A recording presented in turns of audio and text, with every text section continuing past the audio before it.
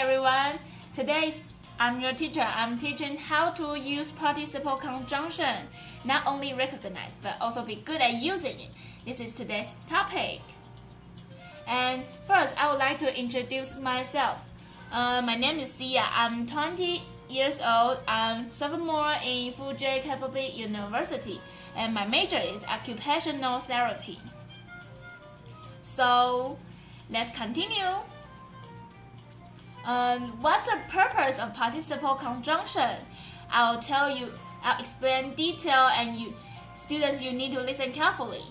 The main purpose of participle conjunction is shortened sentence, and it's widely used in speaking English. There are three kinds of participle conjunction: present participle, past participle, and perfect participle.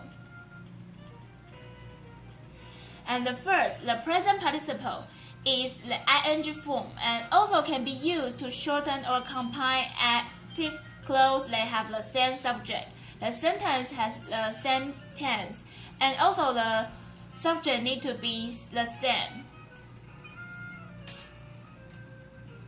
And next, how it works. The sentence is subject, verb, conjunction, subject, verb, and we need to rewrite it without subject and conjunction, and verb change into ing. And let's have an example.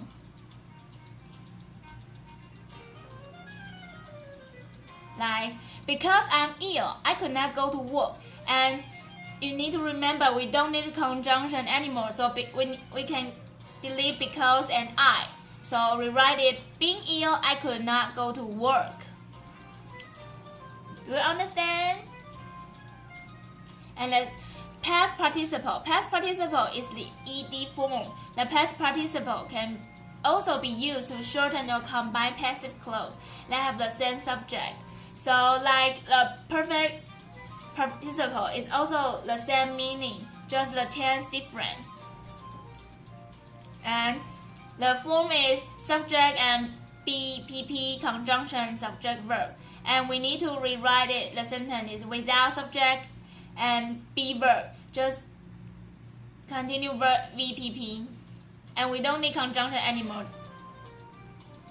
Example: when he was called by her, he was talking with me.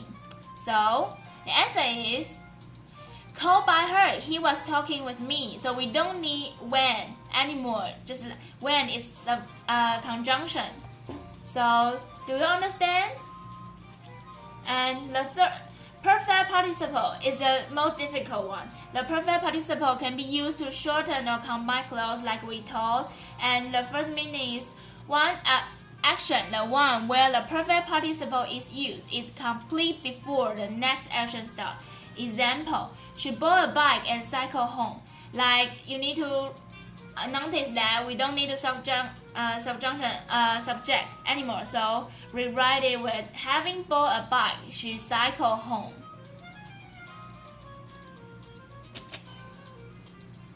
And it really very useful, though it sounds difficult. Now, the second meaning is one action has been going on for a period of time when another action starts. Example: he had been living there for such a long time that he didn't want to move to another town. So you need to notice we don't need subject anymore, and we don't need to have and been. So you need to rewrite have to having. Having lived there for such a long time, he didn't want to move to another town. So it sounds difficult, right? But it's really easy to rewrite the sentence. Okay, let's have some. You need to memorize this. The perfect participle can be used for active and passive voice. Active voice having, you need to add having and past participle. Like example: having cooked, he set a table. And passive voice is having been and past participle. Having been cooked, the food looked delicious. And the difference between these two sentences is the subject. The first one, subject, is the people. So you can use active voice. And the second one is the subject is food. It only could be cook. So you use passive voice. So you need to memorize this, and you won't confuse. Let's have practice. Susan was holding the hair dryer in her left hand and cutting her hair with the scissors in her right. You can think about it. We don't need conjunction, and we need to check the subject is the same. So, and is anyone have answers? The answer is holding the hair dryer in her left hand. Susan cut her hair with the scissors in her right hand. So you can see that Susan's, we don't need second Susan. So holding the hair is the Susan, right? And it's easy. You can notice that.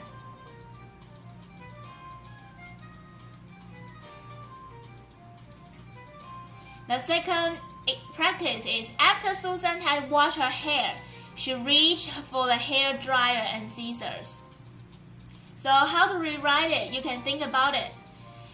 We don't need conjunction and subjunctive. So the answer is having washed her hair, Susan reached for the hair dryer and scissors. So it's easy, right? So we can have the second practice.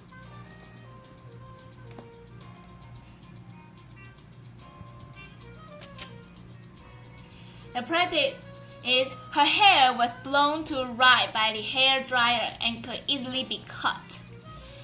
And in this sentence, we now have we don't have two subjects, but you can see that there have an and there are two sentences. So we need to rewrite in not without conjunction. So what's the answer? Let's think. The answer is blown to the right by the hair dryer. Her hair could easily be cut. So you can see that the subject is deleted, and we need to use blown, not belonging, because of the original sentence. And the fourth practice, after her hair had been cut, it looked strange. And I think it's an easy sentence one, so you can write it down your answer and check it later if you are right or wrong, and you can ask a question. The answer is having been cut, her hair looked strange. So you need to have a perfect tense here. So don't forget the perfect tense. It's also used for in speaking English and your article. So let's have some practice with classmates. So it's time to form a sentence by yourself. You could share your experience or just what you want to talk to practice participle conjunction, and let teacher know you understand or not. So you can think for 1 minute, and later you need to speak to another students and speak out to the class, and teacher will correct your answers.